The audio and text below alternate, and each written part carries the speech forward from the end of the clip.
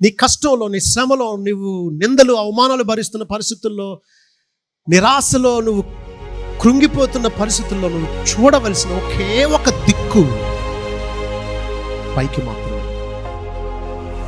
దేవుని వైపు మాత్రమే.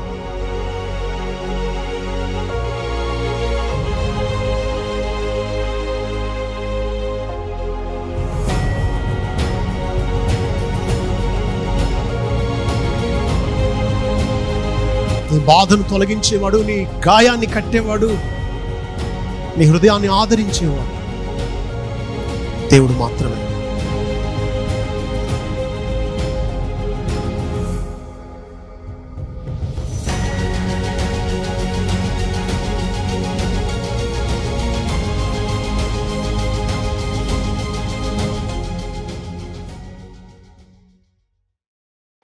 పేతురు తాను రాసినటువంటి పత్రిక ఎవరి కోసం రాశాడు అని అంటే, మొదటి అధ్యాయం 2వ వచనంలో మీరు చూస్తారు. ఆయా దేశాల్లో చెదరిన యాత్రికులకు శుభమని చెప్పి వ్రాయినది అన్నాడు. యెరూషలేములో వచ్చిన కష్టాలను బట్టి, హింసలను బట్టి ఆయా దేశాలకు చెదరిపోయినటువంటి క్రైస్తవ విశ్వాసులను ప్రోత్సహిస్తూ, మీరు ఉండే చోట దేవుని కోసం మీరు నమ్మకంగా సాక్షులుగా అన్యుల ఎదుట జీవవాక్యాన్ని చేత పట్టుకుని జ్యోతుల వలె ఎలా ఉండాలో ఆయన వారిని హెచ్చరిస్తూ, వారిని ప్రోత్సహిస్తూ, మీరు పనిచేసే చోట మీ యజమానులు ఒకసారి మీ పట్ల కఠినంగా అన్యాయంగా వ్యవహరించిన, దేవునికి మహిమ రావాలి అంటే క్రీస్తు సిలువను జ్ఞాపకం చేసుకోండి. ఆయన ఎలా అన్యాయంగా శ్రమ అనుభవించాడు. ఆయన మాదిరిని అనుసరించండి అని హెచ్చరిస్తూ నేను చదివిన ఆ మాటలు తాను రాశాడు. ఇంతకుముందు మనం ఒకసారి ధ్యానం చేసాం 11-12 వచనాలు. ప్రియులారా, మీరు పరదేశులను యాత్రికులనే ఉన్నారు కనుక ఆత్మకు విరోధంగా పోరాడు శరీరాశలను విసర్జించి, అన్ని జనులు మిమ్మల్ని ఏ విషయంలో దుర్మార్గులను దూషింతురో ఆ విషయంలో వారు మీ సత్క్రియలను చూచి వాటిని బట్టి దర్శన దినమున దేవుని మహిమపరచినట్టు వారి మధ్యను మంచి ప్రవర్తన గల వారి ఉండవలని మిమ్మును బతిమాలుకొంచున్నాను. అన్ని జనుల మధ్య దేవునికి మహిమ వచ్చేటట్లు కాదు, అన్ని జనులు సహా మనల్ని బట్టి దేవుని మహిమ పరిచేటట్లు అన్ని జనుల మధ్య సత్క్రియలు చేయండి, మంచి ప్రవర్తన గలవారై ఉండండి, మిమ్మల్ని బ్రతిమాలుకుంటున్నాను అని హెచ్చరించి, రాజులకు, అధికారులకు, యజమానులకు ఎలా లోబడాలో చెబుతూ, ఇక ఆఖరికి మనం చదువుకున్న భాగంలో మీరు అన్యాయంగా శ్రమ అనుభవిస్తే దేవుని గూర్చిన మంచి మనసాక్షి కలిగి దుఃఖాన్ని సహించండి, ఇందుకే మీరు పిలువబడ్డారు అన్నాడు. ఈ లోకంలో అన్యాయం నీకొక్కడికే, ఒక్కదానికే కాదు సంభవించేది. అందరికంటే అతి ఎక్కువ అన్యాయం యేసుక్రీస్తు కలిగింది. దేవుడు దిగి వచ్చాడు, మానవుల్ని రక్షించడానికే వచ్చాడు. ఆ మానవులు తన్ను నిరాకరిస్తూ ఉన్నారు. తను చంపేవారి కోసం చనిపోతూ ఉన్నాడు ఈయన. తనని హింసించే వారి కోసం మొరపెడుతూ ఉన్నాడు ఈయన. తనని ద్వేషించే లోకం కోసం ఆయన వచ్చాడు. ఆయన సహించాడు. అతి ఎక్కువ అన్యాయాన్ని సహించింది యేసుక్రీస్తే. అలాంటప్పుడు మనకెదురయ్యే అన్యాయం, హింస, చెడ్డ మాటలు, దూషణలు, ఇవి మనం కూడా క్రీస్తు వలె సహించాలి. 19 ఎవడైనా అన్యాయంగా శ్రమ పొందుచు దేవునికి వచ్చిన మనసాక్షి కలిగి దుఃఖం సహించిన అది హితమగును అంటున్నాడు. మనకు తగినది, ఆరోగ్యకరమైంది, మేలైంది ఏంటి అంటే అన్యాయమైన శ్రమ పొందుతూ మంచి మనసాక్షితో దుఃఖాన్ని సహించడం. సహనం అనే పదానికి అర్థం తప్పు చేసినప్పుడు, దెబ్బలు తిన్నప్పుడు సహించడం సహనం కాదు. అదే అంటున్నాడు 20వ వచనంలో. తప్పిదమునకై దెబ్బలు తిన్నప్పుడు మీరు సహించినట్ల మీకేమీ ఘనము. తప్పు చేసినప్పుడు దెబ్బలు తినాలి, న్యాయం అది. దాన్ని సహించి నేను ఎంత ఓర్చుకున్నానో తెలుసా అని దొంగోడు జైల్లో శ్రమల గురించి చెప్తే ఏమంటాం చెప్పండి? పోలీసులు చెత్త కొట్టేశారు, ఇంటికి వచ్చి నేను ఎంత ఓర్చుకున్నానో తెలుసా అని అంటే ఏమంటాం చెప్పండి? తప్పు చేసినోడిని. ఓర్చుకోకపోతే ఏం చేస్తారా? తప్పు చేసావు, పడాలి, సిగ్గులేదా నీకని అంటాం. తప్పిదమునకై దెబ్బలు తిన్నప్పుడు మీరు సహించిన మీకేమీ ఘనము. మేలు చేసి బాధపడినప్పుడు మీరు సహించిన అది దేవునికి హితమగును. ఎందుకు మీరు పిలువబడితిరి అంటున్నాడు. అసలు మనల్ని పిలిచిందే మేలు చేసి బాధ అనుభవించడానికట. వింతగా లేదా? మనం పిలువబడింది ఎందుకో అర్థమైతే అన్యాయాన్ని సహిస్తాం, దుఃఖాన్ని దిగమింగుకుంటాం. మనం ఏదో సహించేస్తున్నామని కనీసం అతిశయించడం కూడా లేదు. ఎందుకంటే యేసుక్రీస్తు మన కొరకు, క్రీస్తు కూడా మీ కొరకు బాధపడి మీరు తన అడుగుజాడలు నడుచుకున్నట్లు మీకు మాదిరి ఉంచిపోయాను అంటున్నాడు. యేసుక్రీస్తు మనం తన అడుగుజాడల్లో నడవాలి అని మన కొరకు బాధపడి ఆయన మనకి మాదిరి ఉంచి వెళ్ళాడు. ఇక్కడ మాదిరి అనే పదం ఒక ఆసక్తికరమైన చిత్రాన్ని మన ముందు పెడుతూ ఉంది. అదేంటి అంటే, చూడండి, అక్షరాలని నేర్చుకునేటువంటి వాళ్ళు పలక మీద వ్రాసినటువంటి దాన్ని దిద్దుతారు, అదే అక్షరం మీద దిద్దుతారు కదా. అలాగా ఒక వ్రాయబడినటువంటి పత్రం మీద పల్చని తెల్లని కాగితం పెట్టినప్పుడు కింద అక్షరాలు పైకి కనబడతా ఉంటాయి. అప్పుడు పైనుంచి ఆ క్రింద ఉన్న ఆ మాదిరిని పోలి అక్షరాలని దిద్దుతారు. ఇదే అన్నమాట మాదిరి అనే పదానికి మూల పదం యొక్క అర్థం. క్రింద వ్రాయబడిన మాటల పత్రం పైన ఒక పల్చని కాగితం పెట్టినప్పుడు కింద నుంచి పదాలు కనబడతాయి. వాటిని గుర్తుపడుతూ దాని మీద మళ్ళా దిద్దడం వల్ల కింద ఉన్నట్టే పైన కూడా ఆ పేపర్ మీద మనకి గుండ్రంగా వ్రాయడం రాకపోయినా ఆ గుండ్రని చక్కని ఆ పదాలు అదే రీతిగా మనం కూడా మన పేపర్ మీద దిద్దవచ్చు అన్నమాట. సో మనకు ఎలా బ్రతకాలో తెలియదు, అంత తెక్కే, అంత వంకర బుద్ధే, అంత స్వార్థమే. మనల్ని అందరూ భరించాలి, మనం ఒక్కళ్ళు కూడా భరించాం. మనం అందరిని అనేవచ్చు, మనల్ని ఎవ్వరూ అనకూడదు. వంకర బుద్ధి, స్వార్థ బుద్ధి. మనమే నీతిమంతులం భూమి మీద. ఇలాంటి పిచ్చి పిచ్చి గీతలు గీసుకునే రకం మనం.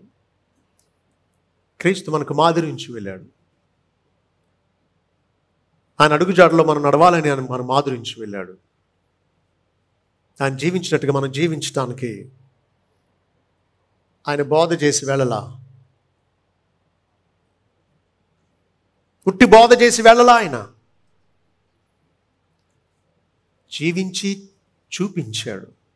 ఎలా బ్రతకాలో చెప్పాడు, ఎలా బ్రతకాలో చూపించాడు.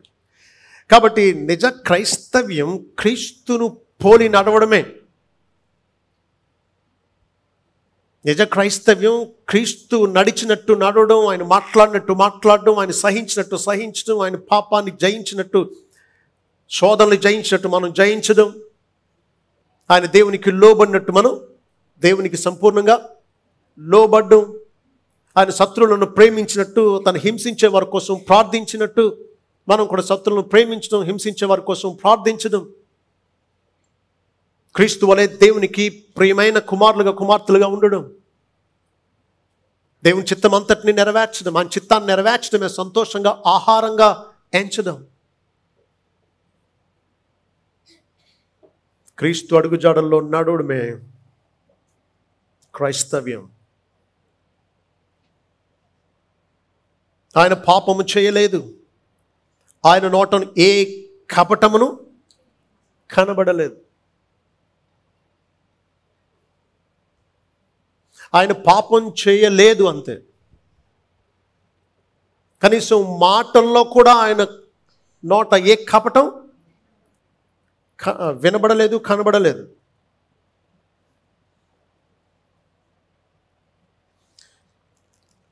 రెండవ కొరింథీ 5:21 కూడా ఈ విషయాన్ని మనం చూస్తాం. 2 కొరింథీ 5:21 అంటున్నాడు, ఎందుకనగా మనం ఆయన యందు దేవుని నీతి అగునట్లు పాపం ఎరుగని ఆయనను మన కోసము పాపముగా చేసెను. ఆయన పాపం ఎరుగడు. మన కొరకు శిలువలో చనిపోయినటువంటి యేసుక్రీస్తు పాపం ఎరుగడు. ఆయనకు పాపం చేయడం అంటే ఏంటో తెలీదు. He had no experiential knowledge of committing any kind of sin in deed, word or thought. ఆలోచనలో కానీ మాటల్లో కానీ క్రియల్లో కానీ పాపం చేయడం అంటే ఏంటో ఆయనకు అనుభవం లేదు. ఎందుకంటే ఆయన తన స్వభావానికి విరుద్ధంగా ఏమీ చేయలేడు. ఆయన అబద్ధమాడ నేరని, అబద్ధమాడ జాలని దేవుడు. పాపం చేయలేడు దేవుడు. కేవలం పరిశుద్ధుడు, సంపూర్ణంగా పవిత్రుడు, పాపం ఎరుగడు ఆయన. సాధారణంగా యేసుక్రీస్తు శోధింపబడ్డాన్ని చాలామంది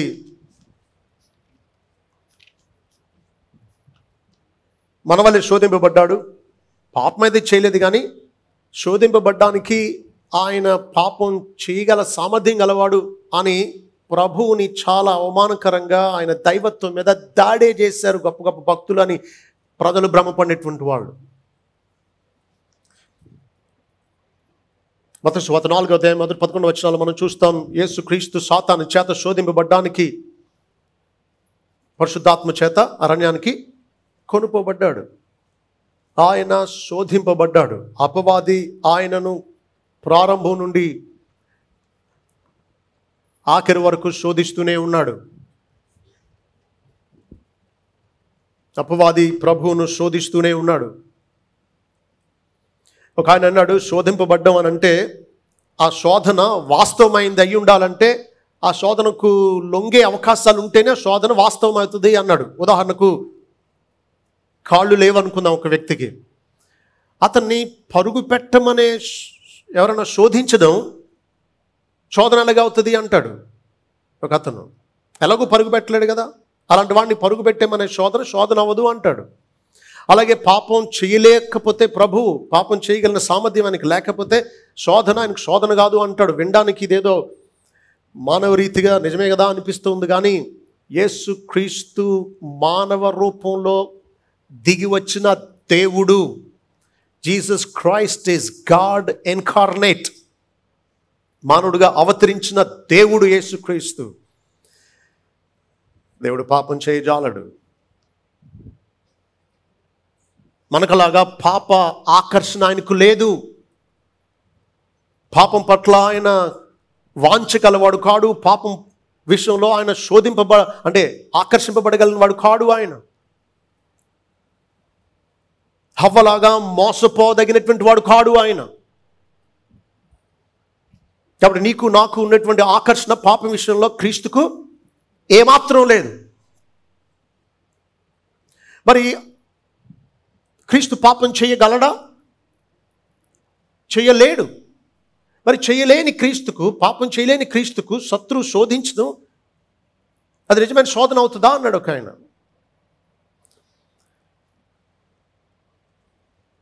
పాపం విషయం 3 స్థాయిలు ఉంటాయి మానవులను. మనకు యేసుక్రీస్తు ఏ స్థాయి కలిగి ఉన్నాడో మనం చూద్దాం. లాటిన్లో వేదాంత పండితులు, దైవశాస్త్ర పండితులు పాపాన్ని 3 స్థాయిల్లో చూపించారు. మొదటిది నోన్ ప్యాసే నాన్ పెకారే. నాన్ ప్యాసే నాన్ పెకారే అంటే అర్థం not able not to sin. Not able not to sin అంటే పాపం చేయకుండా ఉండడం వీలు కాదు. ఒక వ్యక్తి రక్షింపబడక ముందు పరిస్థితి ఏంటి? పాపం చేయకుండా ఉండలేడు. ఒకసారి చూశాను, ఎద్దుకు దబ్బలం కాల్చి ఈ ముక్కు మధ్యలో గుచ్చేశారు, వేడి దబ్బలం కాలిపోయింది. ఆ చిల్లు ఆరిన తర్వాత దాంట్లోంచి తాడేసి లాగుతున్నారు. ఇప్పుడు చాలా సున్నితంగా ఉంటుంది కాబట్టి ఎక్కువ లాగక్కర్లా ఎద్దును. కొంచెం ఇలా అంటే చాలు, బాబు నేనే వచ్చేస్తాను ఆగన్నట్టు లొంగిపోయి ఎడు తిప్పితే అటు వెళ్ళిపోయినట్టు మనిషి పాపానికి బానిస, పాపం చేయకుండా ఉండలేడు. నాన్ ప్యాసే నాన్ పికారే. అయితే వ్యక్తి రక్షింపబడినప్పుడు ఏం జరుగుతుంది అంటే పాసే నాన్ పెకారే అనే స్థాయికి వస్తాడు. పాసే నాన్ పెకారే అంటే అర్థం ఏబుల్ నాట్ టు సిన్, పాపం చెయ్యకుండా ఉండే సామర్థ్యాన్ని పొందుతాడు. పాపాన్ని జయిస్తాం రక్షింపబడిన తర్వాత. ఇంతకుముందు కాదనలేని పాపాన్ని ఇప్పుడు కాదనగలుగుతున్నాం. ఇంతకుముందు జయించలేని పాపాన్ని ఇప్పుడు జయించగలుగుతూ ఉన్నాం. We are able not to sin as believers in Christ. అయితే రేపు పరలోకానికి వెళ్ళినప్పుడు దేవుని పోలి ఉంటాం, క్రీస్తుని పోలి ఉంటాం. ఆ స్థాయి ఏంటి అంటే నాన్ ప్యాసే పెకారే. నాన్ ప్యాసే పెకారే అంటే నాట్ ఏబుల్ టు సిన్, పాపం చేయలేని స్థితి అన్నమాట. పాపం ఇక చెయ్యలేం పరలోకానికి వెళ్ళినప్పుడు. ఎందుకు? పాప శరీరం మహిమ శరీరంగా మార్చబడుతుంది. పాప లోకంలో నుంచి పూర్తిగా విమోచింపబడతాం. శోధకుడు పరలోకంలో ఉండడు. కాబట్టి పాపం చేయడానికి సామర్థ్యం లేదు. శరీరం మార్చబడడం ద్వారా, మహిమ శరీరంగా మార్చబడడం ద్వారా శోధించడానికి శోధకుడు నరకంలో వాడు పడవేయబడతాడు. దేవుని రాజ్యంలో నీతి ఏలతది. పాపం చేయలేం. ఇది క్రీస్తుకు ఎల్లప్పుడూ ఉండే స్థితి. ఏది? పాపం చేయలేని స్థితి. నాన్ ప్యాసే పెకారే, నాట్ ఏబుల్ టు సిన్. కాబట్టి క్రీస్తు పాపం చేయలేడు. మరి అలాంటి వాడిని శోధించడం వాస్తవ శోధన ఎలాగవుతుంది అని మీరు అనుకోవచ్చు. ఎలా అవుతుంది అంటే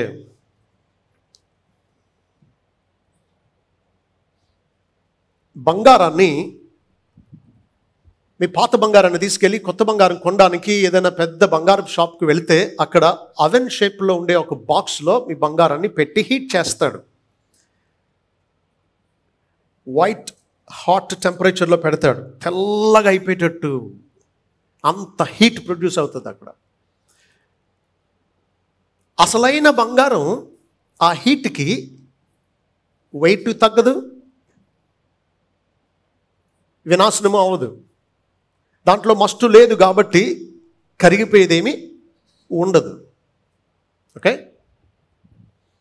అదే నకిలీ అయితే ఆ వేడికి తట్టుకోలేక మస్టు కాలిపోతుంది, ఈ నకిలీదంతా కాలిపోతుంది.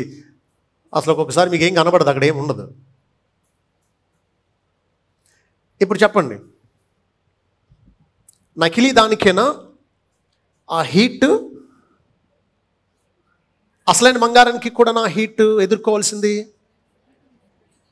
దాంట్లో కరిగిపోయేది ఏమి లేదు కదండి, దాంట్లో నకిలీది ఏమి లేదు కదండి, దానికి పరీక్ష ఎందుకు అంటారా? అది రుజువు అవ్వాలిగా. ఏది ఎక్కువ హీట్ ఎదుర్కొంటుంది చెప్పండి, నకిలీదా అసలైన బంగారమా? ఎందుకు అసలైన బంగారం ఎక్కువ హీట్ని ఎదుర్కొంటుంది?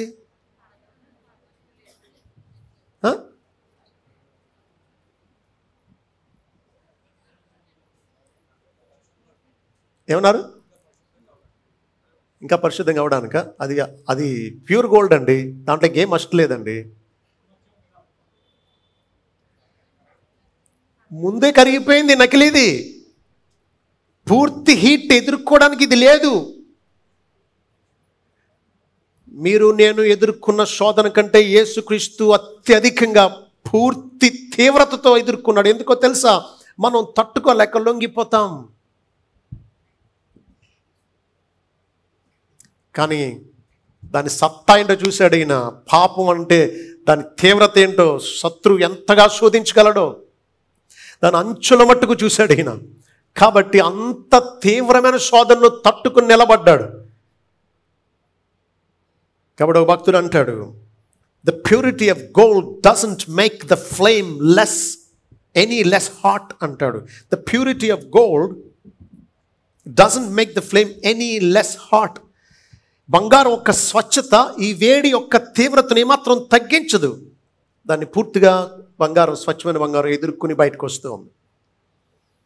యేసుక్రీస్తు పాపం చెయ్యలేని ఈయన పాపం చెయ్యలేడు, పాపం చెయ్యడు అన్నది శోధన గుండా పూర్తిగా వెళ్ళగలిగాడు.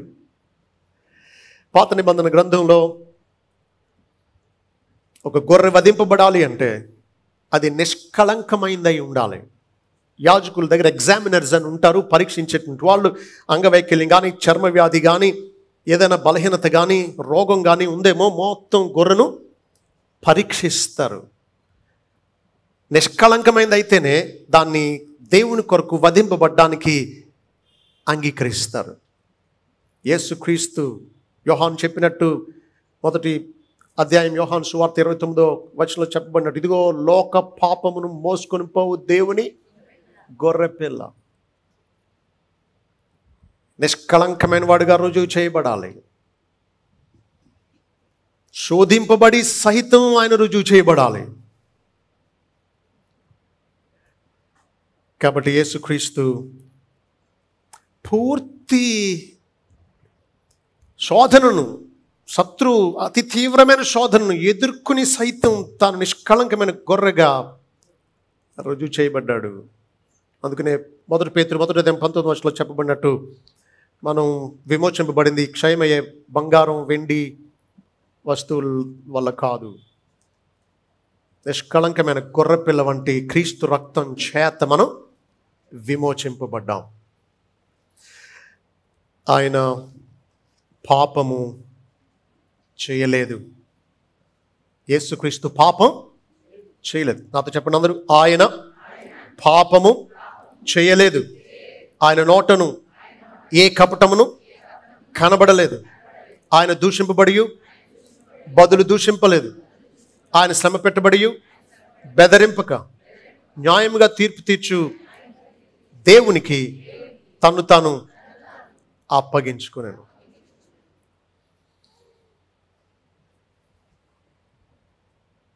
ఆయన స్థానంలో పాపం చేయగలిగిన సామర్థ్యం ఉన్నవాడు ఎవడన్నా ఉంటే దూషింపబడి బదులు దూషిస్తారు, శ్రమ పెట్టబడి బెదిరిస్తారు, పాపం చేస్తారు, శపిస్తారు, కపటంగా మాట్లాడతారు. కానీ ప్రభు మన నిమిత్తం ఎంత శ్రమ అనుభవించాడో చూడండి. 21వ వచనం, క్రీస్తు మీ కొరకు బాధపడి. క్రీస్తు బాధపడింది ఎందుకు? నీ కోసం, నా కోసం. అని మీ కొరకు బాధపడి. ఇంకా చూడండి 23వ వచనం, ఆయన శ్రమ పెట్టబడి మన కొరకు బాధపడ్డాడు, ఇంకా శ్రమ పెట్టబడ్డాడు.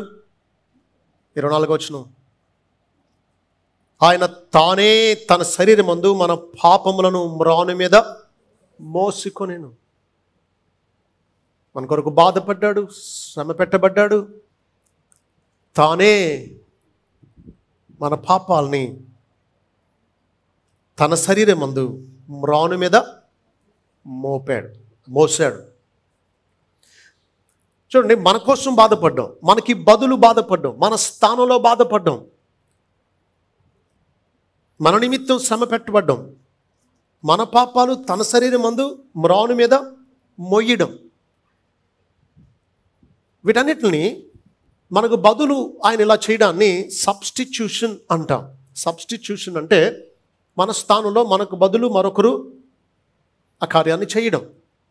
చూడండి, ఫుట్బాల్ ఆడేటప్పుడు మీరు చూడవచ్చు, ఒక అతను గాయమైంది ఫీల్డ్లో, అతన్ని పిలిచేసి అతనికి బదులు అతని స్థానంలో ఆడడానికి మరొక వ్యక్తిని పంపిస్తారు. అతన్ని ఏమంటారు? సబ్స్టిట్యూట్ అంటారు. యేసుక్రీస్తు మనం పొందవలసిన మనకు న్యాయమైన దైవ ఉగ్రతను మనకు బదులు తాను పొందడానికి మనకు ఆయన బదులు అయ్యాడు. మనకు ఆయన సబ్స్టిట్యూట్ అయ్యాడు. ఇక్కడ ఒక విషయం గమనించండి. ప్రధాన యాజకులు యేసుక్రీస్తుకు ముంగుర్తుగా ఉండడం కోసం బలులు అర్పించేవారు. 1400 సంవత్సరాల కాలం గొర్రెలను, ఎడ్లను, పౌరాలను బలి ఇచ్చారు. యేసుక్రీస్తు ఏం చేయబోతున్నాడో దానికి ముంగుర్తుగా. ఓకే, నిర్దోషమైన గొర్రెపిల్ల దోషం చేసిన వాడికి బదులు చనిపోవడం ద్వారా దోషి విడుదల పొందుతాడు అనేది అక్కడ అంతర్గత భావం. నిర్దోషమైన గొర్రెపిల్ల దోషికి బదులు చనిపోవడం ద్వారా దోషికి విడుదల, క్షమాపణ, మరణాన్ని నుంచి, శిక్ష నుంచి విడుదల కలుగుతుంది అనేది భావం. కాబట్టి ప్రతి ప్రధాన యాజకుడు ఏం చేసేవాడు? యాజకులందరూ ఏం చేసేవారు? వారు యాజక ధర్మం జరిగించేటప్పుడు ప్రజలు పాపాలు చేసి వాళ్ళ ప్రాయశ్చిత్తం కోసం గొర్రెను తీసుకొస్తే వారికి బదులు గొర్రెను అర్పించేవారు. కానీ ఈయనేం చేశాడు? ప్రజలకు బదులు గొర్రెలను అర్పించారు ప్రధాన యాజకులు. కానీ ఈయన మనకు బదులయ్యాడు, కానీ ఈయనకి బదులు లేదు. He became our substitute. There was no substitute for himself. ఆయన మ్రాను మీద తన శరీరమందు మన పాపములను మోసుకొనెను అంటున్నాడు. మనకి బదులు ఉంది, ఆయనకు బదులు లేరు. యాజకునికి బదులు ఉంది. ఏ యాజకుడు చచ్చిపోలా ప్రజల కోసం. గొర్రెలను అర్పించారు. మనం అర్పించమంటే ఇన్నేని అర్పిస్తాం. పోయిందేముంది? కొన్నది ప్రజలు, ఖర్చు ప్రజలది.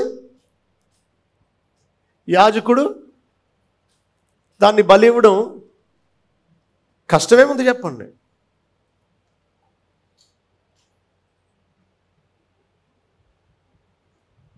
ప్రభు మన కోసం తాను బదులుగా మరణించాడు. తనకు బదులు ఎవరు లేరు. శిలువ మీద, మ్రాను మీద తన శరీరమందు మన పాపములను తానే మోసుకొనెను. చెప్పండి నాతో.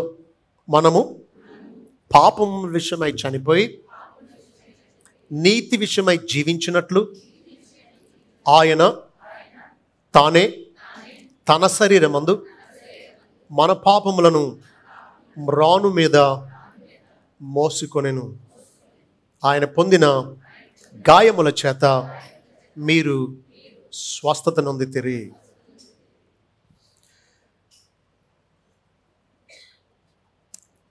అందరి యాజకులకు శాశ్వతమైన ప్రధాన యాజకుడైన యేసుక్రీస్తుకు ఇదే తేడా.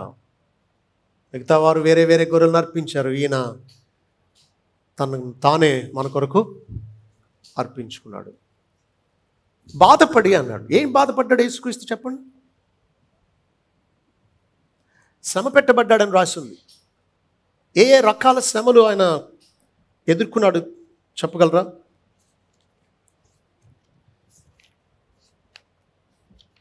చూడండి, మన కొరకు ఆయన పడిన బాధలు. మొదటిది, ఆయన శరీరమందు, ఆయన ప్రాణమందు కూడా తన జీవితం అంతా బాధపడ్డాడు. 33 సంవత్సరాలు. He suffered for his whole life, both in body and soul, culminated on the cross. ఆయన మన కొరకు బాధపడ్డాడు. ఏమేమి బాధలు పడ్డాడో చూడండి. సిలువలోనే కాదు ఆయన బాధపడింది. ఆయన జీవించే జీవితం 33 సంవత్సరాలు కూడా బాధపడ్డాడు. ఎలా? ఇందాక మనం చెప్పుకున్న మత్తయి 4:11 వచనాల్లో చెప్పబడినట్టు ఆయన శోధింపబడ్డాడు. అపవాది చేత శోధింపబడ్డాడు. నిజానికి అరణ్యంలో ప్రారంభంలో శోధింపబడ్డాడు. ఆయన పరిచర్య ప్రారంభంలో కానీ ఆయన సిలువకు వెళ్ళకముందు తోటలో అంతిమంగా శోధింపబడ్డాడు. గెత్సెమనే తోటలో ఆయనకు వచ్చిన శోధన ఏంటో తెలుసా? దేవుని ఉగ్రత పాత్రను తాకకుండా సిలువకు వెళ్లకుండా ఉండడం శత్రువు ఇచ్చిన శోధన. ఆ శత్రువు శోధనే కదా పేతురు పలుకుతూ ఉన్నాడు, నువ్వెప్పుడు సిలువైపడకూడదు, నీకు శ్రమలు దూరం అగునుగా. కానీ ఆయన చేయబట్టుకుని మరీ గద్దిస్తూ ఉన్నాడు. శత్రువు ప్రభుని శోధిస్తూనే ఉన్నాడు. ఇది శత్రు ప్రభుపై చేసే దాడి, ఆయన మన నిమిత్తం పడిన బాధ. అంతేకాదు హెబ్రీ 5:8 ప్రకారం ఆయన శ్రమల చేత విధేయత నేర్చుకున్నాడు మన కోసం, పరిపూర్ణుడు అవడానికి. మానవుడిగా శ్రమల వల్ల విధేయత నేర్చుకున్నాడు. హెబ్రీ 12:2-3 వచనాల్లో మనం చూస్తాం, ఆయన పాపాత్ములు తనకు వ్యతిరేకంగా చేసిన తిరస్కారం అంతా ఓర్చుకున్నాడు. ఆయన తిరస్కారాన్ని ఎదుర్కొన్నాడు. పాపాత్ములు తనకు వ్యతిరేకంగా చేసిన తిరస్కారం అంతా ఓర్చుకున్నాడు. ఎంత తిరస్కారం ఎదుర్కొన్నాడు. చిన్నప్పుడే తన తండ్రి చనిపోయాడు. ఆయన పరిచర్యలో తన స్నేహితుడైన లాజరు చనిపోయాడు. అందుకే ఈయనను యెషయా గ్రంథం 53:3లో వ్యసనాక్రాంతుడు అని పిలిచారు. ఎ మ్యాన్ ఆఫ్ సారోస్, దుఃఖాక్రాంతుడు అని పిలిచారు. ఆయన మన కొరకు బాధపడ్డాడు, శ్రమ పెట్టబడ్డాడు. ఆయన జీవితం అంతట్లో కూడా ఇలా మన కొరకు శ్రమ అనుభవించాడు. అయితే ఆఖరికి ఆయన సిలువ బాధ అనుభవించాడు. మత్తయి సువార్త 26:38లో ఆయన అంటున్నాడు, నా ప్రాణము మరణమగునంతగా నేను చింతాక్రాంతుడై ఉన్నాను అన్నాడు. సిలువ మీద ఆయన భరించిన బాధ 4 రకాలు. సిలువ మీద యేసుక్రీస్తు భరించిన బాధ 4 రకాలు. మొదటిది భౌతిక నొప్పి, మరణం. ఇది అనుభవించాడు. Physical pain and death. సిలువ మీద యేసుక్రీస్తు భరించిన బాధ భౌతికమైంది, నొప్పి, మరణం అనుభవించాడు. నిజానికి మనుషుల్ని చంపడానికి మనుషులు కనిపెట్టిన పద్ధతులు చాలా చాలా రకాలుగా ఉన్నాయి. ఆదిమ సంఘంలో క్రైస్తవులను రకరకాలుగా హింసించేవారు, రకరకాలుగా చంపేవారు. రంపాలతో కోసేవారు అంట. మీకు తెలుసా ఎలా కోసేవారు? మనిషిని తిరగేసి కట్టి కాళ్ళు, పెద్ద పెద్ద దొంగలు కోస్తారే రంపాలు, అలాంటి రంపం తీసుకుని అటొకటి ఇటొకటి తీసుకుని 2 కాళ్ళ మధ్య నుంచి కోసేవారు అన్నమాట. నేను ఊహించాను. వీళ్ళు క్రూరంగా కోస్తారు కదా, చంపాలని బాధ పెట్టాలనే కదా వీళ్ళ ఉద్దేశం. కాబట్టి సింపుల్గా ఒక్క క్షణంలో కోసేసి చంపేయడం కాదు వాళ్ళ ఉద్దేశం. కొంచెం కొంచెం కొంచెం కొంచెం కోస్తూ ఉంటే ఎలా ఉంటుందో ఊహించండి. మనిషి గిలగిల కొట్టుకుని చచ్చిపోతాడు. కొరడాలతో కొట్టడం, బెత్తాలతో కొట్టడం, వేడివేడి నూనెలో పోసే మనిషిని పడేయడం, చీకటి గోతులో పురుగులు, బురద ఉండే, కూర్చోలేడు, పడుకోలేడు, ఆహారం ఉండదు. అలాంటి భయంకరమైన గుంటల్లో పడేసి రకరకాల పద్ధతుల్లో మనుషుల్ని చంపడం, సింహాలకి ఆహారంగా వేసేయడం, రకరకాల పద్ధతులు కనిపెట్టారు మనుషులు. కానీ దాదాపు అన్నిటికంటే అతి ఘోరమైన, అతి బాధాకరమైన, అతి హీనమైన మరణం మనుషులు కనిపెట్టింది సిలువ. యేసుక్రీస్తు అలాంటి సిలువ మరణాన్ని నీ కోసం, నా కోసం భరించాడు. ఆయనకి అంతా తెలుసు ఎందుకోసం వస్తున్నాడో, ఎలాగ ఆయన సిలువైపడతాడో. ఇంకా చెప్పాలి అంటే ఆయన తన సిలువ కోసం అన్ని తన ఆధీనంలోనే పరిస్థితులన్నింటినీ సమకూర్చి జరిగించుకున్నాడు మనుషుల కోసం, ప్రాయశ్చిత్తం చేయడం కోసం. భక్తుడు వాక్యం చెబుతూ అంటాడు, హూ అరెస్టెడ్ హూ అని. ఎవరిని అరెస్ట్ చేశారు అని అంటే, నిజానికి ప్రధాన యాజకులు పంపించినటువంటి సైనికులు, ఒంటరౌతులు ప్రభుని అరెస్ట్ చేయడం కాదు. తన చిత్తాన్ని నెరవేర్చడానికి తానే అధికారులను, యాజకుల్ని అందరినీ అరెస్ట్ చేసి తన చిత్తాన్ని నెరవేర్చుకున్నాడు అన్నమాట. ఇదేంటండి అని అంటారా? చాలాసార్లు చదువుకున్నాం, ఒకసారి జ్ఞాపకం చేసుకుందాం. అపోస్తల కార్యాల గ్రంథం 2వ అధ్యాయం. సిలువ ఎవరి ఉద్దేశమో చూడండి. అపోస్తల కార్యాలు 2:23. దేవుడు నిశ్చయించిన సంకల్పమును ఆయన భవిష్యత్ జ్ఞానమును అనుసరించి అప్పగింపబడిన ఈయనను మీరు దుష్టుల చేత సిలువ వేయించి చంపితిరి. దేవుడు నిశ్చయించిన సంకల్పమును ఆయన భవిష్యత్ జ్ఞానమును అనుసరించి అప్పగింపబడిన ఈయన అంటున్నాడు. కాబట్టి యేసుక్రీస్తు అప్పగింపబడింది దేవుడు నిశ్చయించిన సంకల్పాన్ని బట్టి, ఆయన భవిష్యత్ జ్ఞానాన్ని బట్టి అప్పగింపబడ్డాడు యేసుక్రీస్తు. 4వ అధ్యాయం 27-28 వచనాలు. అపోస్తల కార్యాలు 4:27-28 వచనాలు. ఏవి జరగవలనని నీ హస్తమును నీ సంకల్పమును ముందు నిర్ణయించెనో వాటినన్నిటినీ చేయుటకై నీవు అభిషేకించిన నీ పరిశుద్ధ సేవకుడిని యేసునకు విరోధముగా హేరోదును, పొంతు పిలాతును, అన్యజనులతో, ఇశ్రాయేలు ప్రజలతో ఈ పట్టణమును నిజంగా కూడుకొనిరి. వీళ్ళందరూ కూడుకున్నది ప్రభుని సిలువేసేద్దాం, ఈయన చరిత్ర ఇక్కడితో ముగించేద్దాం అని ఏదో అసూయతో చేస్తాం అనుకున్నారు. కానీ నిజానికి వారికి తెలియకుండానే దేవుని చిత్తాన్ని నెరవేర్చడానికి వాళ్ళు కూడుకున్నారు. సుమా, అన్యులు, యూదులు, ఆయనకు శత్రువులు సమకూడింది ఎందుకు?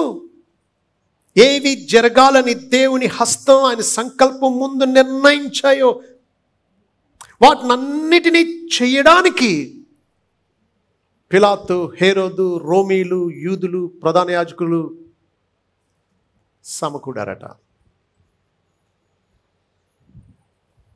అందుకు భక్తుడు వాక్యం చెబుతూ అన్నాడు, నిజానికి యేసుక్రీస్తు తను సిలువైబడిన సందర్భంలో తానే అధికారంతో అన్ని చక్కగా తన అదుపులో పెట్టుకుని నడిపించాడు అంటాడు. ఒకసారి చూస్తారా? యోహాను సువార్త 18వ అధ్యాయం.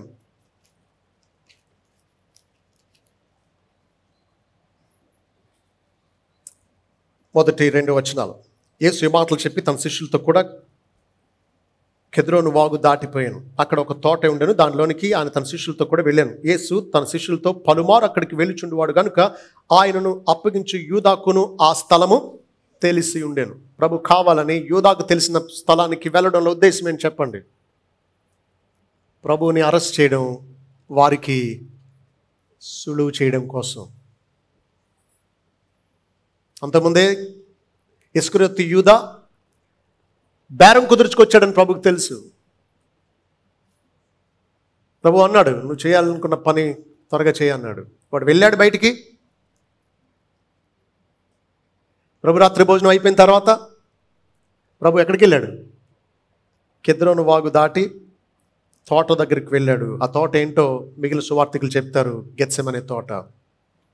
కెద్రోను వాగు, ఆ వాగు ద్వారా నీళ్లు మృత సముద్రంలో కలుస్తాయి. పస్కా టైంలో దాదాపు ఒక 2 లక్షల గొర్రెలు వధింపబడతాయి. వాటి రక్తం అంతా ఆ వాగులో కలిసి ఎర్రగా రక్తమే పారుతుందా అన్నట్టు ఉంటుంది. ఇది క్రీస్తు రక్తం చిందించబోతున్నాడు అనడానికి ముంగుర్తుగా ఉంది. ఆయన దాటాడు, ఆ తోటకు వెళ్ళాడు. అక్కడ కావాలని రాసి ఉంది. యేసు తన శిష్యులతో పలుమారు అక్కడికి వెళ్ళుచుండేవాడు కనుక ఆయనను అప్పగించు యూదాకు ఆ స్థలము తెలిసి ఉండెను. ఎంతమంది చాలాసార్లు ప్రభు గడియ రాలేదు కాబట్టి ఆయనను ఎవరు పట్టుకోలేకపోయారు. ఆయన తప్పించేసుకున్నాడు. ఆయన గడియ రాలేదు కాబట్టి ఆయన తప్పించుకున్నాడు అని చాలాసార్లు రాసి ఉంది. ఆయన గడియ వచ్చింది కాబట్టి ఇప్పుడు ఏం చేశాడు? పట్టుకోవడానికి సైనికులను తేబోతున్నటువంటి ఇస్కరియోతు యూదాకు తెలిసిన తోటకు ఆయన వెళ్ళాడు. ఇంకా ఆలోచించాను, చాలామంది ఆదివారం అంటారు కానీ నిజానికి సోమవారం యేసుక్రీస్తు మట్టల చేత ప్రజలు అందరూ ఆయనను ఊరేగిస్తూ యెరూషలేము పట్టణానికి తీసుకొచ్చారు కదా.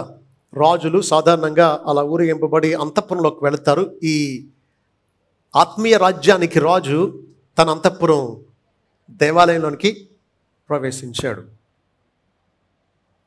ఆయనను హోసన్నా హోసన్నా, రక్షించు రక్షించు, దావీదు కుమారునికి జయం, ప్రభుపేట వచ్చి వాడు స్తుతింపబడుగాక. ఆయనని పూజించిన వాళ్ళు అందరూ చెడ్డోళ్ళు కాదు. ఎక్కువ శాతం తర్వాత కొద్ది రోజుల్లోనే క్రూసిఫై హిమ్, సిలువేయండి అన్నారు, కానీ అందరూ చెడ్డోళ్ళు కాదు. దాంట్లో శిష్యులు ఉన్నారు, ఆయన ప్రేమించిన వాళ్ళు ఉన్నారు. కాబట్టి యేసుక్రీస్తు కానీ పగటి పూట బహిరంగ స్థలంలో పట్టబడితే ఆ రోజు ఖర్జూర మట్టలు పట్టుకుని ఆయనను వెంబడించిన వాళ్ళందరూ పెద్ద తిరుగుబాటు చేసేద్దరు. ఈయన సిలువ కార్యానికి అడ్డు వద్దురు. కాబట్టి అర్ధరాత్రి పూట ఎక్కడో దూరంగా ఉండే ఒంటరి స్థలంలో ఆయన సిలువ వేయబడ్డం కోసం ఆయనే చక్కగా పరిస్థితులన్నింటినీ అనుకూలంగా చేసుకుంటూ ఉన్నాడు. He was orchestrating all the circumstances in favour of crucifixion. తర్వాత ఆయనను అప్పగించడానికి యూదా సైనికులు, ప్రధాన యాజకులు, పరిచయలు పంపిన బంట్రౌతులు, యూదా సైనికులను ప్రధాన యాజకులు పంపిన బంట్రౌతులను వెంటబెట్టుకుని దివిటీలతో, దీపాలతో, ఆయుధాలతో అక్కడకు వచ్చారు. ఆయుధాలు అక్కర్లేదు. ఎందుకు? ఆయన పట్టుకోలేమేమో, ఆయన తిరగబడతాడేమో, ఆయన చేసే అద్భుతాలను బట్టి మనకు సులువుగా లొంగడేమో అనుకున్నారు. కానీ ప్రభు తానే ఎదురొచ్చి యేసు తనకు సంభవింపబోనవన్నీ ఎరిగిన వాడే. 4వ వచనం యోహాను సువార్త 18:4 అంటున్నాడు, యేసు తనకు సంభవింపబోనవన్నీ ఎరిగిన వాడే వారి యొద్దకు వెళ్ళి మీరు ఎవరిని వెతుకుచున్నారని వారిని అడిగాను. చూసారా, తానే ఎదురెళ్ళాడు వాళ్ళ దగ్గరకు, తాను అప్పగించుకున్నాడు. కాబట్టి వాళ్ళేదో పట్టేసుకోవడం కాదు, శత్రువులు ఏదో ఆయనను బంధించేయడం కాదు, తాను వారికి అప్పగించుకున్నాడు. మీకు ఎవరు కావాలి, మీరు ఎవరు వెతుకుతున్నారని 2 సార్లు అడిగాడు. నజరేయుడైన యేసునని ఆయనకు ఉత్తరం ఇచ్చారు. ఆయన అన్నాడు, ఆయన నేనే అన్నాడు. ఆయన అప్పగించబోయి యూదా వారి యొద్ద నిలుచున్నాడు. ఆయన నేనే ఆయననని వారితో చెప్పగా వారు వెనుకకు తగ్గి నేల మీద పడిరి. నేనే ఆయనను అన్న మాట నిర్గమకాండం 3వ అధ్యాయంలో దేవుడు మండుచున్న పొదలో నుంచి మోషేతో నన్ను ఎవరు పంపారని అడిగితే ప్రజలకు ఏం చెప్పమని మోషే అడిగినప్పుడు, ఉన్నవాడను అనేవాడు నిన్ను పంపాడని చెప్పు అన్నాడే. ఐ యామ్ అనబడేవాడు పంపాడని చెప్పు అన్నాడే. అదే పదాన్ని ప్రభు తన కోసం వాడుకున్నాడు. ఇక్కడే కాదు, ఇంతకుముందు కూడా చాలాసార్లు వాడుకున్నాడు. అబ్రహాం పుట్టకముందే నేను ఉంటిని అనాలి, కానీ ఉన్నాను అన్నాడు. నేను ఉన్నవాడును అనే పదాన్ని ప్రభు తన కోసం వాడుకున్నాడు. ఈ పదం ఎప్పుడైతే పలికాడో ఆయన పట్టుకోవడానికి వచ్చినటువంటి వాళ్ళు 6వ వచనం, ఆయన నేనే ఆయనను వారితో చెప్పగా వారు వెనుకకి తగ్గి నేల మీద పడిరి. సైనికులు నేల మీద పడిపోయారు. తర్వాత మళ్ళీ అడిగాడు, మీరు ఎవరిని వెతుకుతున్నారు అని. నజరేయుడైన యేసును అన్నారు. నేనే ఆయనను అన్నాడు. ప్రభు తను తానే శత్రువులకు అప్పగించుకున్నాడు. కాబట్టి ఇక్కడ అధికారం ఉన్నది ఎవరు? సైనికులు కాదు. ఆయుధాలు లేకుండా ఒంటరిగా ఎంతమంది వచ్చారో తెలుసా మీకు సైనికులు ఆ రోజు?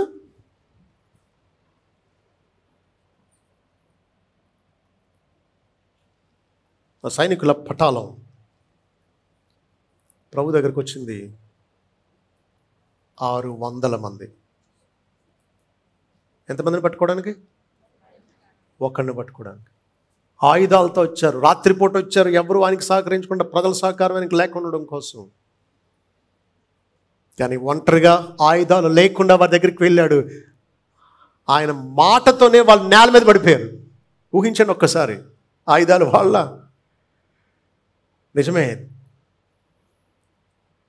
ఆ సృష్టికర్త అయిన దేవాది దేవుడు ఆయన పేరు ప్రకటించేటప్పటికి ఆయన సన్నిధిలో శత్రువులు నిలబడలేరు, నిటారుగా కూలిపోవలసిందే. దేవుని సన్నిధిలో పాపులు నిలవలేరు, శత్రువులు నిలవలేరు. వారి ఆయుధాలు ఎందుకు పనికిరావు. అధికారంలో ఉన్నది ఎవరు? ప్రభువే.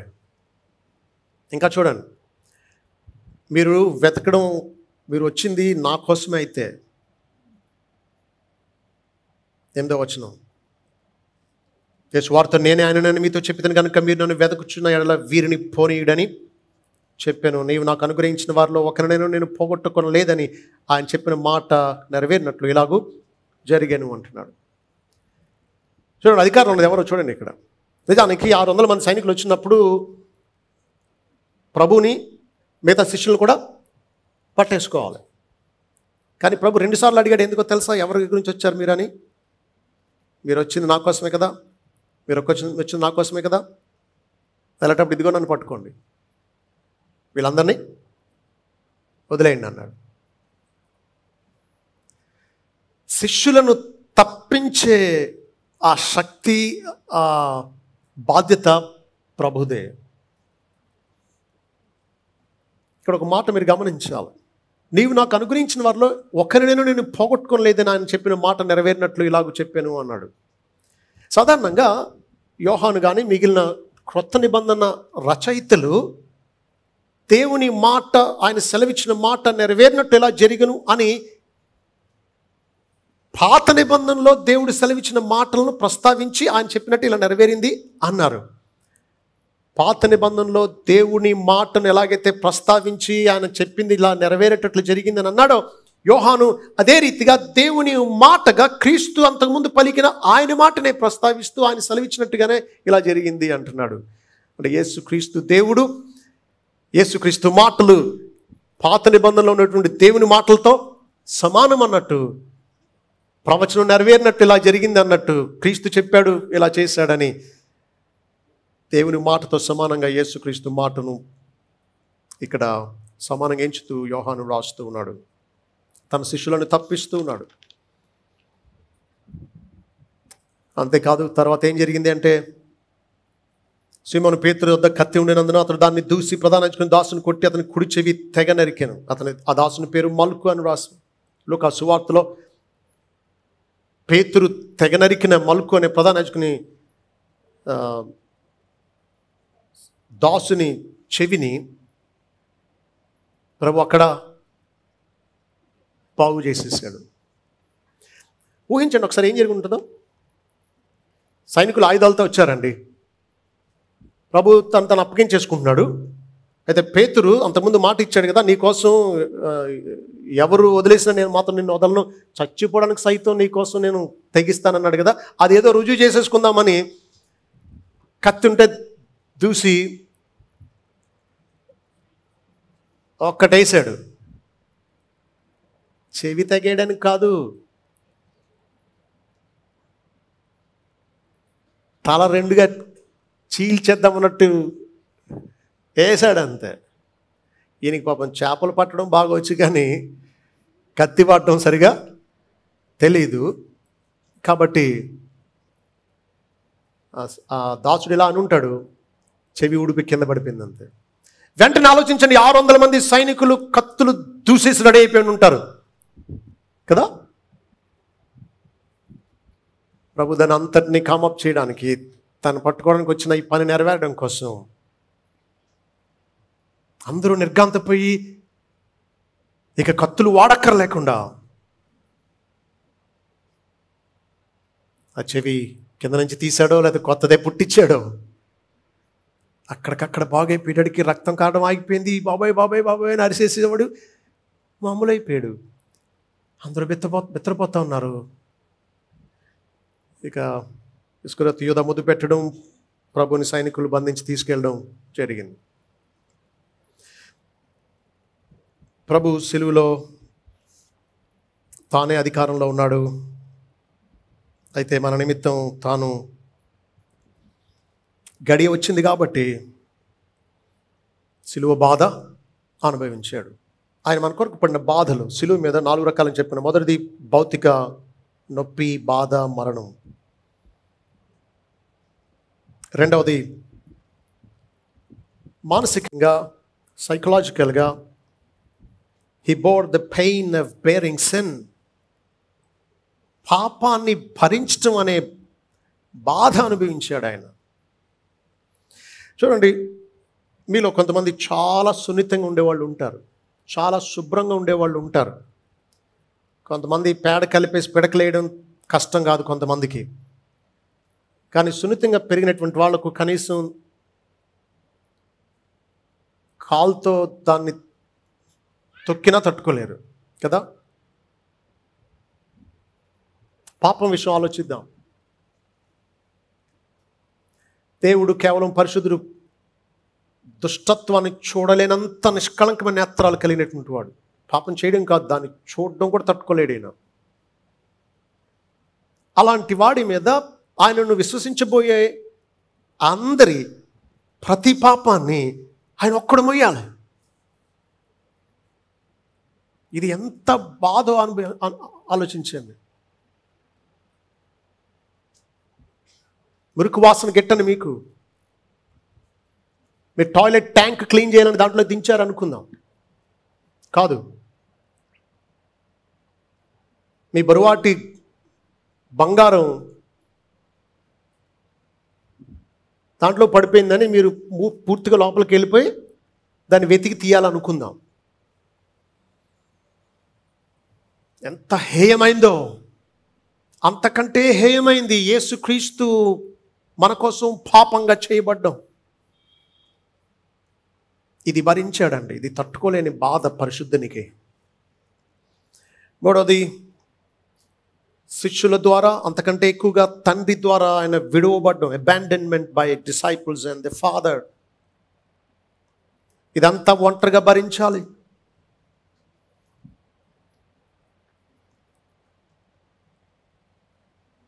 అందుకే ఎందాక ఎందాక ఎందాక దేవా నా చెయ్యాల విడిచావు అని ఆయన అరిచింది. నాలుగవదిగా, యేసుక్రీస్తులో భరించిన ఆ బాధ, మన కొరకు ఆయన బాధపడింది శ్రమ ఏంటి అంటే దేవుని ఉగ్రతను భరించాడు. దేవుని ఉగ్రతను ఆయన భరించాడు. ఇది ముందున్న 3 బాధల కంటే ఘోరమైంది. ఇంజెక్షన్ చేసేటప్పుడు సున్నితంగా చేస్తారు. చేసేటప్పుడు మాటల్లో పెట్టో లేకపోతే జాగ్రత్తగా నొప్పి తెలియకుండా యాంగిల్ కూడా, సూది యాంగిల్ కరెక్ట్గా పెట్టి సింపుల్గా శ్రద్ధగా చేస్తారు. కానీ కోపంతో సిలువేసే కార్యం ఎలా ఉంటుందో ఆలోచించండి. తండ్రి అట, ఓ భక్తుడు అంటాడు, యేసుక్రీస్తును ఎలా ఇచ్చాడు అంటే, on the cross God treated Christ as if he had committed all the sins of every sinner who would ever believe, so that he could treat believers as if they had lived Christ's perfect life. ప్రభునందు విశ్వాసం ఉంచబోయే విశ్వాసులు ప్రతి ఒక్కరూ చేసిన ప్రతి పాపాన్ని యేసుక్రీస్తే చేశాడా అన్నట్టు సిలువ మీద క్రీస్తు అలా పాపానికి శిక్ష విధించాడు ఆయన శరీరమందు. రోమా 8:3 ప్రకారం పాప పరిహారం నిమిత్తము దేవుడు తన సొంత కుమారుని పాప శరీరాకారంతో పంపి ఆయన శరీరమందు పాపమునకు శిక్ష విధించెను అన్నాడు. కాబట్టి యేసుక్రీస్తు శిలువలో వేలాడుతున్నప్పుడు తండ్రి అయిన దేవుడు రక్షింపబడబోయే వారందరి పాపాలు తానే చేశాడా అన్నట్టు ఆయన పట్ల వ్యవహరించాడు. తద్వారా రక్షింపబడినటువంటి వారందరూ యేసుక్రీస్తు జీవించిన పరిపూర్ణ జీవితం వీరే జీవించారా అన్నట్టు వీళ్ళ పట్ల వ్యవహరించడం కోసం. అందుకే క్రీస్తు మనకు బదులయ్యాడు. అందుకే భక్తుడు అంటాడు, మనందరం జీవించవలసిన పవిత్రమైన జీవితం మనకు బదులు క్రీస్తు జీవించాడు. మనందరం న్యాయంగా పొందవలసిన మరణం మనకు బదులు ఆయన మరణించాడు. అర్థమైందండి? నిజానికి దేవుని ఎదుట నిలబడడానికి నీతిని మనం కలిగి ఉండాలి. దేవుని ఆజ్ఞలన్నీ ఎల్లప్పుడూ పూర్తిగా నెరవేర్చి ఆయన ఎదుట నీతిమంతుడుగా నిలబడాలి. ఆయన ఆశీర్వాదం పొందడానికి విధేయులకే ఆశీర్వాదం అన్నాడు. ద్వితీయోపదేశకాండం 28వ అధ్యాయం మీరు చూస్తే. అయితే మనం జీవించవలసిన పరిపూర్ణమైన విధేయతతో కూడిన పవిత్ర జీవితాన్ని క్రీస్తు మనకు బదులు జీవించాడు.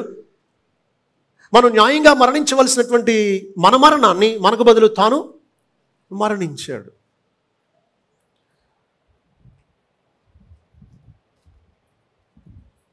మన కొరకు బాధపడ్డాడు. భౌతిక బాధ, పాపం భరించాల్సిన మానసిక బాధ, శిష్యుల ద్వారా తండ్రి ద్వారా విడువబడిన బాధ, దేవుని ఉగ్రతను భరించడం, ఈ బాధ ప్రభు మన కోసం భరించాడు. భక్తుడు అంటాడు, Jesus became the object of the intense hatred of sin and vengeance against sin, which God had patiently stored up since the beginning of the world. ప్రపంచ ప్రారంభం నుండి మనుషులు పాపాలు చేస్తూ వస్తూ ఉన్నప్పుడు ఆ పాపాలపై ఆయనకు ఉండేటువంటి తీవ్రమైనటువంటి ద్వేషం, ఆ పాపంపై ప్రతీకారం తీర్చుకోవాల్సిన ఆ కక్ష, దీనంతటినీ దీర్ఘశాంతంతో ఆయన ఓర్చుకుని పోగు చేశాడు. ఇదంతా తీసుకెళ్ళి క్రీస్తు మీద మోపేశాడట. లోకం పుట్టింది మొదలుకొని ఆయన దాచిన ఉగ్రత అంతా, పాపం మీద ద్వేషం అంతా పరిశుద్ధుని మీద మోపేశాడు. అది సిలువలో శరీర బాధ కంటే భయంకరమైంది. మనం ఆయన ముళ్ళ కిరీటం గురించి, మేకుల గురించి, కొరడ దెబ్బల గురించి, ఆ సిలువను మోయడం, దీని గురించి పెద్ద బాధ కింద వర్ణించేసి ఏడ్చేస్తాం. కానీ ప్రభు భరించింది అన్నిటికంటే ఘోరమైంది. పాపం మీద పూర్తి ద్వేషాన్ని, ఆ పాపాన్ని శిక్షించవలసిన దైవ ఉగ్రత అంతటిని, ఆయన కక్ష అంతటిని, వెంజన్స్, దీనంతటిని అంతకాలం పోగేసినంత దాన్ని ప్రభు మీద మోపడం.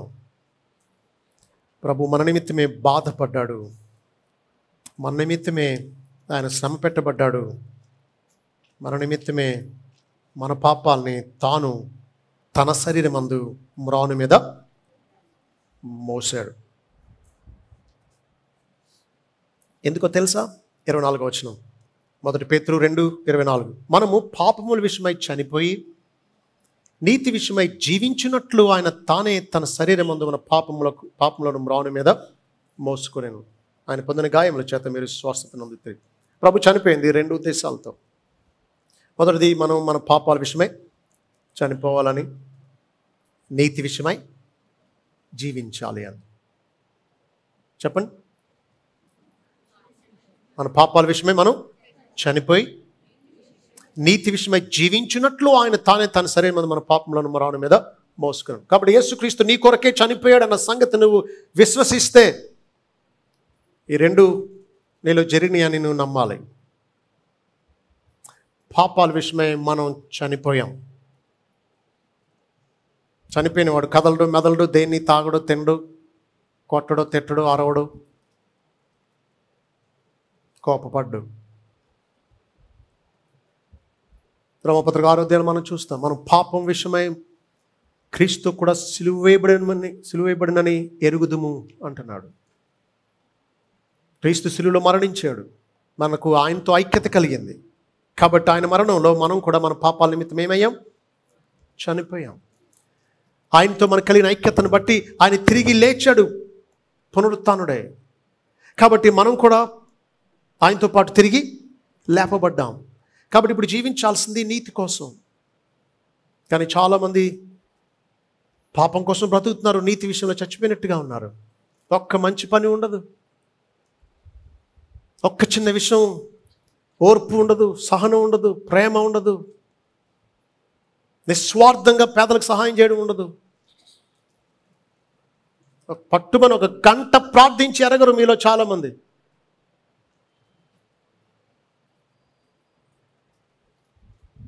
ఒక్క వ్యక్తిని ప్రభు దగ్గరికి తెచ్చిన అనుభవం లేదు మీలో చాలామందికి.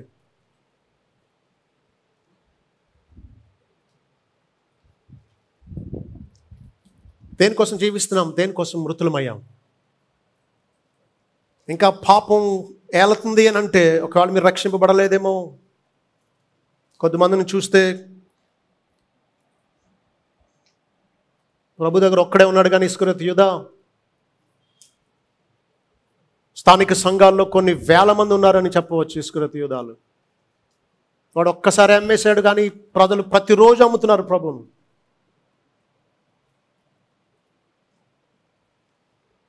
డబ్బు కోసం, స్వార్థం కోసం, పేరు కోసం, తమ పాప భోగాల కోసం, తమ కోసం ప్రాణం పెట్టిన ప్రభుని అమ్మేస్తూ ఉన్నారు.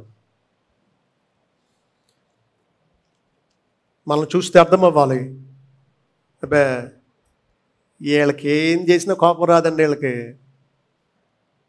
చచ్చిపోయిన ఎంత కెలికినా ఆడు అరవడు, ఆడు ఒక్కడేడు, చచ్చిపోయాడు. నువ్వు ఎంత చేయి కదలడు మెదలడు. అదేనా మన జీవితం?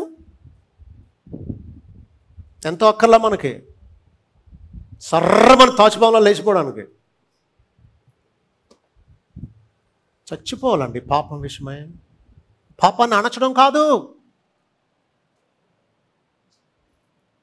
రోమా 8:13 అంటాడు, మీరు శరీరానుసారంగా ప్రవర్తించిన ఎడల చావవలసిన వారే ఉన్నారు, కానీ ఆత్మచేత శరీర క్రియలను చంపిన ఎడల జీవించెదరు అంటాడు. అంటే పాపం మనల్ని చంపుతుంది. కాబట్టి మనమే పాపాన్ని ఏం చేయాలి? చంపాలి. అణచడం కాదు. ఏం చేయాలి? పాపాన్ని క్రూరంగా చంపేయాలండి. అందుకే ప్రభు మన కోసం చనిపోయాడు. చార్ల్స్ స్పర్జన్ ఈ 1 Peter 2:19-25 ఈ ప్యాసేజ్ కానీ ఇచ్చిన టైటిల్ ఏంటో తెలుసా? Death for sin and death to sin అన్నాడు. డెత్ ఫర్ సిన్ అంటే యేసుక్రీస్తు మరణాన్ని చంపాడు కాదు, పాపాన్ని చంపాడు సిలువలో. పాపానికి మరణం కలిగింది యేసుక్రీస్తు సిలువ ద్వారా. కాబట్టి ఇప్పుడు మనం పాపానికి చచ్చిపోవాలి. పాపం విషయమే చచ్చిపోవాలి. పాపం చేయడం విషయంలో చచ్చిపోవాలి. పాపానికి మరణం సంభవిస్తే, నిజంగా నువ్వు యేసుక్రీస్తు సిలువను నమ్మితే పాపానికి మరణం సంభవించింది. కాబట్టి నువ్వు ఇక పాపానికి చచ్చిపోవాలి. Death for sin and death to sin. పాపానికి చచ్చిపోవాలి. నీతి విషయమై చెప్పండి, జీవించాలి. నీతి విషయమై జీవించాలి అంటే బ్రతికేదే నీతి కోసం అన్నట్టు బ్రతకాలండి. మీరు 4 అధ్యాయాలు చదువుదాం అనుకున్నారు, కానీ నిజానికి మీకు వంటో లేకపోతే శుభ్రం చేయడమో లేకపోతే న్యూస్ పేపర్ చదవడమో టీవీయో మొబైల్లో లేదా ఎవరితో మాట్లాడడమో లేకపోతే డ్యూటీలో ఏవో ముఖ్యంగా అనిపిస్తున్నాయి. నేను ఒకసారి 1 గంట వాక్యం చదువుతూ ఉంటే, స్లోగా ధ్యానిస్తూ ఉంటే పనులు గుర్తొచ్చి టైం వేస్ట్ చేస్తున్నాను అనిపిస్తుంది.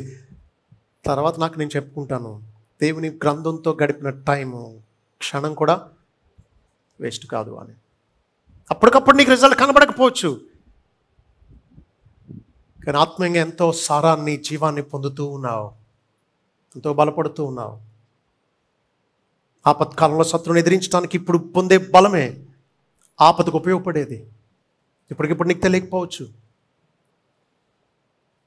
జీవించాల్సిందే నీతి కోసమనంటే, నీతి నిమిత్తం నువ్వు ఏదన్నా పని చేయడం, కష్టంగా ఎంచుకోవడం, టైం వేస్ట్ అనుకోవడం, మందిరానికి టైంకి రావడం టైం వేస్ట్ అన్నట్టుగా భావించడం. నువ్వు బ్రతికేదే దీనికోసం కదా, బ్రతకాల్సిందే. పాపం విషయమై పూర్తిగా తెగదెంపులు తెంచుకుందాం. రంగురంగులుగా ఉంటుంది పాపం.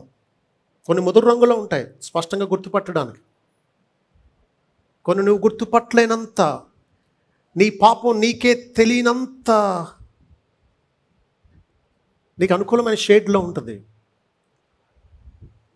కాబట్టి అన్ని షేడ్స్లోనూ పాపాన్ని చంపుదాం, అన్ని సైజుల్లోనూ పాపాన్ని చంపుదాం. నువ్వు ఇల్లంతా ఊడ్చేసి ఒక్కచోట చచ్చిపోయిన బల్లిని వదిలేస్తే సరిపదా ఇల్లంతా దుర్వాసన కొట్టడానికి? చాలామంది మంచోళ్లే. ఆ ఒక్క వ్యభిచారం, ఆ ఒక్క త్రాగుడు, ఆ ఒక్క సిగరెట్లు, ఆ ఒక్క బూతులు, ఆ ఒక్క కోపం నీ జీవితానికి ఉండే సాక్ష్యం అంతా చెడగొడతా ఉంది.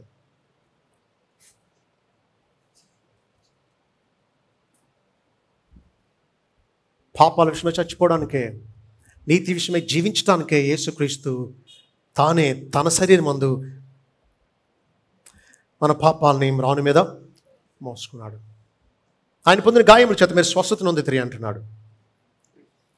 ఏంటి స్వస్థత అంటే? ఆత్మీయమైన స్వస్థత, పాపాన్ని నుంచి స్వస్థత. మరి మత్తయి సువార్త 8వ అధ్యాయంలో రోగులను స్వస్థపరిచినప్పుడు ఈ వచనాన్ని గుర్తు చేశాడు కదా. యెషయా గ్రంథం 53వ అధ్యాయంలో మాట అని అంటారా? యేసుక్రీస్తు శిలువ ద్వారా మనకు కలిగే శరీర స్వస్థత పూర్తిగా మనం అనుభవించేది ఆ మహిమ శరీరంలోనే. పూర్తి ప్రతిఫలం, శిలువ యొక్క పూర్తి ప్రతిఫలం ఇంకా మనం అనుభవించలేదు. రాబోయే లోకంలో పూర్తిగా అనుభవిస్తాం. అక్కడ బాధ ఉండదు, రోగం ఉండదు, మరణం ఉండదు, కన్నీరు ఉండదు. మీరు గొర్రెల వలె దారి తప్పిపోతురి, కానీ ఇప్పుడు మీ ఆత్మల కాపురి అధ్యక్షుడి నాన్న వైపునకు మళ్ళీ ఉన్నారు అన్నాడు. మనం గొర్రెలం. 53వ అధ్యాయం యెషయా గ్రంథంలో ఇదే అన్నాడు. మనం అందరం గొర్రెల వలె త్రోవ తప్పిపోతుంది, మనలో ప్రతివాడు తనకిష్టమైన త్రోవకు తొలగాను అని. చెదిరిపోతాయి చూసారా గొర్రెలు? దేని దారి అదే అన్నట్టు వేసుకుంటే వెళ్ళిపోతుంది. ఈ కాపరి మిగతా మంద అక్కర్లు అలా అలాగ వెళ్ళిపోతుంది. ఏ గోతులను పడద్దు, లేకపోతే ఏదో క్రూర జంతువుకి చిక్కుతుంది. అలా ఉంది మనందరి పరిస్థితి. ఆత్మీయంగా కాపరైనటువంటి మన ఆత్మల కాపరైన దేవుని నుంచి, ఆయన కుమారుని క్రీస్తు నుంచి దూరంగా వెళ్ళిపోయాం. అయితే యేసుక్రీస్తు మన ఆత్మల కాపరి, మనకు అధ్యక్షుడు. ఆయన వైపునకు ఏం చేసాం? రిపెంటెంట్ ఫెయిత్తో, అంటే పశ్చాత్తాపంతో కూడిన విశ్వాసంతో యేసుక్రీస్తు వైపుకు తిరిగాం. కాబట్టి ఇప్పుడు ఇక మళ్ళా చెదిరిపోకూడదు. తెలియక చెదిరిపోయాం గొర్రెల్లాగా. కాపరి దాకా వచ్చాకైనా అంతకుముందు పడ్డ బాధలు గుర్తు రావాలా? దారి తెలియక క్రూర జంతువులు తరుముతా ఉంటే అరుస్తా బిత్తరపోయి బిత్తర చూపులతో ఇలాగా ఆ అనుభవాలన్నీ ఇప్పుడు కాపరి దగ్గర ఉన్నప్పుడు ఉపయోగపడాలి. చాలు చూశాను జీవితాన్ని, చాలు మోసపోయాను లోకంలో, ఇంకొద్దు. నా ఆత్మలకు కాపరైన నాకు అధ్యక్షుడు, నాకు నాయకుడు, ఈయన కాపరత్వంలో నేను జీవిస్తాను అని పాపాల విషయమై చచ్చిపోయి నీతి విషయమై జీవిద్దాం. ఈయన అధ్యక్షతలోనే, ఈయన అధికారంలోనే, ఈయన ఎలా నడిస్తే అలాగా ఈయన అడుగుజాడల్లోనే నడుస్తూ ఈ కాపర్ని వెంబడిద్దాం. ఒక విషయం చెప్పి ముగిస్తాం.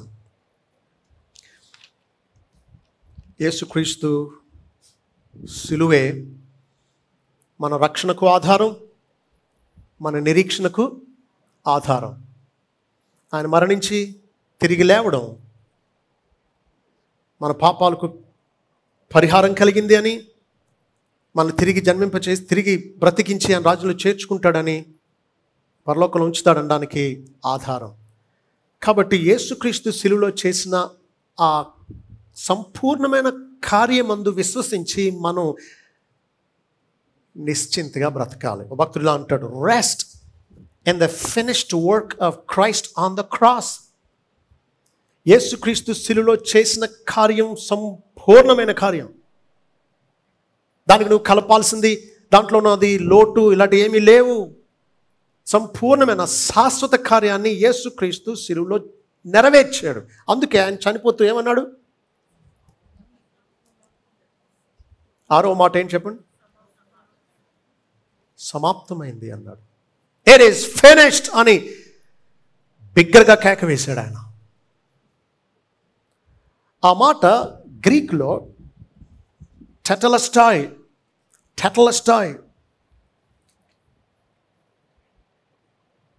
ఆ పదానికి చాలా అర్థాలు చూడవచ్చు. ఒక 5 అర్థాలు చూద్దాం. మొదటిది, ఆ రోజుల్లో ఈ పదాన్ని సమాప్తమైనది అని తర్జుమా చేయబడిన ఈ పదాన్ని ఆ రోజుల్లో ఎందుకెందుకు వాడేవారో చూడండి. వ్యాపారంలో వాడేవారు. ఎందుకు అంటే, అప్పు పూర్తిగా చెల్లించేస్తే పూర్తిగా అప్పు చెల్లించబడింది అనడానికి పత్రం మీద టెట్లస్టాయ్ అని స్టాంప్ వేసేవారు. అప్పు పూర్తిగా తీర్చబడినప్పుడు పలికే మాట ఇది, సమాప్తమైంది అని.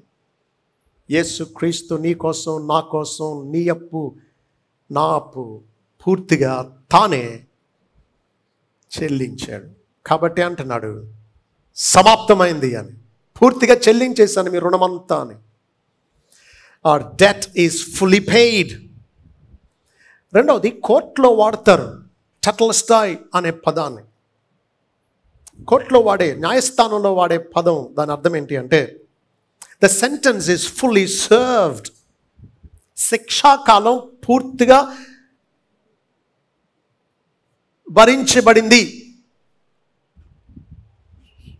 4 సంవత్సరాలు 4 నెలలు జైలు అన్నాడు అనుకుందాం. 4 సంవత్సరాల 4 నెలల అంతంలో మళ్ళా కోర్టుకి తీసుకొచ్చారు అనుకుందాం. ఏమంటాడు జడ్జి అప్పుడు? పూర్తిగా అతని శిక్షాకాలం భరించేశాడు, ఇంకా అతని మీద శిక్ష ఇంకా లేదు అనడానికి వాడే పదం అట ఇది. The sentence of judgment has been fully served. మూడవది సైనికుల భాష అట, మిలిటరీ టర్మ్, సైనిక భాష, సైనిక పదం. సైనికులు టెటెల్స్టాయ్ అనే పదాన్ని ఎందుకు వాడేవారు అంటే తెలుసా? యుద్ధం పూర్తిగా పోరాడి మొత్తం అదుపులోకి తెచ్చేసి జయించినప్పుడు వాడతారట. The battle is fully one. శత్రువులకు అందరూ హతమైపోయారు, శత్రువుల కోట మన అదుపులోకి వచ్చేసింది. శత్రు సైనికాధిపతులు, రాజు అందరూ చచ్చిపోయారు లేదా బంధింపబడ్డారు, అంత అదుపులోకి వచ్చేసింది. పూర్తి విజయం సంపాదించినప్పుడు పలికే మాట సమాప్తమైందనే మాట. చెప్పండి. మొదటిది రుణమంతా తీరిపోయినప్పుడు పలికే మాట. క్రీస్తు మన రుణమంతా, పాప రుణమంతా తీర్చేశాడు తాను. రెండవది దోష శిక్ష అంతా భరించబడినప్పుడు పలికే మాట. శిక్షాకాలం ముగిసినప్పుడు పలికే మాట. శిక్ష అంతా భరింపబడింది, మీ శిక్ష నేను భరించాను అంటున్నాడు. మూడవది యుద్ధంలో పూర్తి విజయం కలిగింది అన్నప్పుడు పలికే మాట. సైతానుపై, పాపంపై, మరణంపై పూర్తి విజయం యేసుక్రీస్తు సాధించాడు కాబట్టి అంటున్నాడు సమాప్తమైంది అని. నాలుగవది పన్ను కట్టేటప్పుడు కూడా, సరే పన్నును అప్పు ఒకలాగే చెప్పుకుందాం. నాలుగవది ఆటల పోటీలో నెగ్గి మెడల్ సంపాదించడానికి ఆఖరికి పరుగున వచ్చి నెగ్గేశాడు అనుకోండి, అతను పలికేది నేను జయించాను, నేను నెగ్గాను, నేను బహుమానాన్ని స్వతంత్రించుకున్నాను అనడానికి పలికే మాట అది. ఇట్ ఈస్ ఫినిష్డ్ అని. ఫినిష్ లైన్ని దాటిన మొట్టమొదటి వ్యక్తి పలికే మాట ఇది. ఐదవది యేసుక్రీస్తు ఆత్మీయంగా పలుకుతున్నాడు, నా శ్రమల గురించిన ప్రవచనాలన్నీ పూర్తిగా నెరవేరిని, నేను పూర్తిగా శిలువ శ్రమలన్నింటినీ భరించాను. All the prophecies of his sufferings have been fulfilled.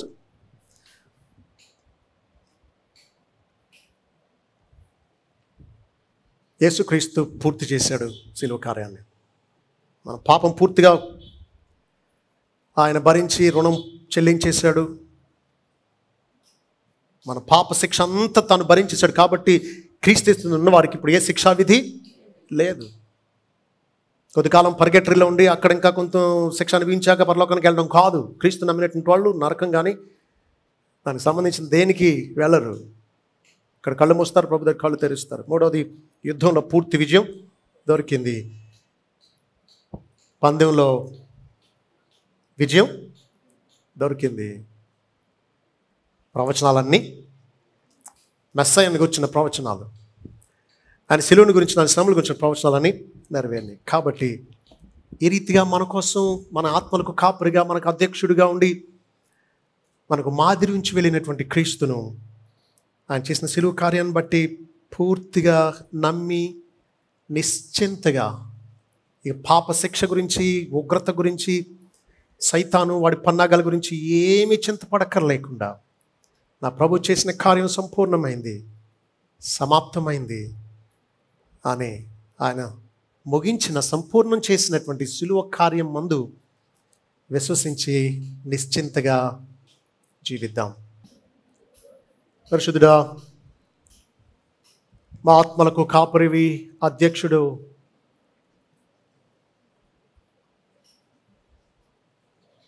మా కొరకు ప్రాణం పెట్టి రక్తం కాచి మమ్మల్ని మేము పొందవలసిన ఉగ్రత నుంచి తప్పించడం కోసం మా పాపాలు మీరు శిలువ మీద మీ శరీరం అందే మ్రాను మీద మోసారు.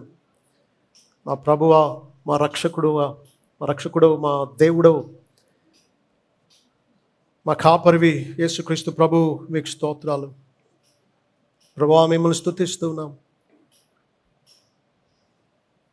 మీ అడుగుజాడలో నడవాలని ఆశిస్తూ ఉన్నాం. మీ మాదిరిని అనుసరించాలని ఆశిస్తూ ఉన్నాం. మీరు నడిచినట్టే నడవాలని, మీరు జీవించినట్లే జీవించాలని, మీరు సహించినట్టే సహించాలని, మీరు శోధనలు జయించినట్టే మేము జయించాలని, మీరు ప్రార్థించినట్లే మేము ప్రార్థించాలి అని, మీరు మేలు చేసినట్లే మేము మేలు చేయాలని, మీరు సువార్త ప్రకటించినట్లే మేము కూడా ప్రకటించాలని ఆశిస్తూ ఉన్నాం. పాపాల విషయమై ఇక మేము పాపంతో మాకు ఏ ప్రమేయం లేకుండా చచ్చినట్టుగానే ఉండడానికి సహాయం చేయండి.